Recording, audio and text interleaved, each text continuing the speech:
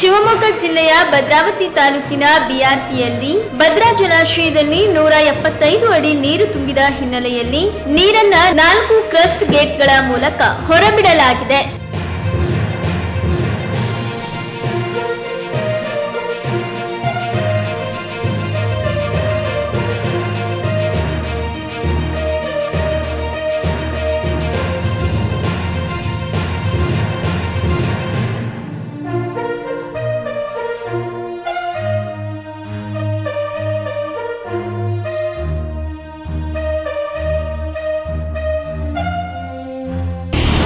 ಇಲ್ಲೇ ಇರೋದು ಸ್ಥಳೀಯರಾಗಿ ಇಲ್ಲೇ 29 ವರ್ಷ ಆಯಿತು. ನಾನು ನೋಡಿರೋ ಪ್ರಕಾರ ತುಂಬಾ ಒಳ್ಳೆ ಪ್ಲೇಸ್ ಇದು. ಯಾಕಂದ್ರೆ ಮಲೆನಾಡು ಘಟ್ಟ ಇದು.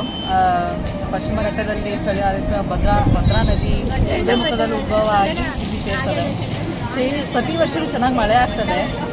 ಇದು ಈ ನೀರು ಭದ್ರಾವತಿ ಇಂದ ಮತ್ತೆ ಶಿವಮೊಗ್ಗ ಹಾರೂಟಲ್ಲಿ ಹೋಗಿ ತುಂಗಾ ಮತ್ತೆ ಭದ್ರಾ ಎರಡು ಸೇರಿ ಭದ್ರಾವತಿ ಕೂಡಲಿ ಅಂತ ಒಂದು ಪ್ಲೇಸ್ ಇದೆ, ಅಲ್ಲಿ ಎರಡು ಸೇರ್ಬಿಟ್ಟು ತುಂಗಾ ಭದ್ರಾ ಅಂತ ಆಗುತ್ತೆ.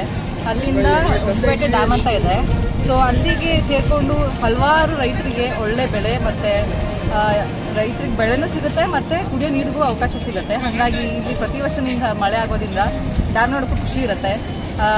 ಈ ಮಳೆಗಾಲದಲ್ಲಿ ನೋಡೋಕ್ಕೆ ಎಲ್ಲ ಸ್ಟೂಡೆಂಟ್ಸ್ ಇಲ್ಲೇ ಕುವೆಂಪು ಯೂನಿವರ್ಸಿಟಿ ಅಂತ ಯೂನಿವರ್ಸಿಟಿ ಇದೆ.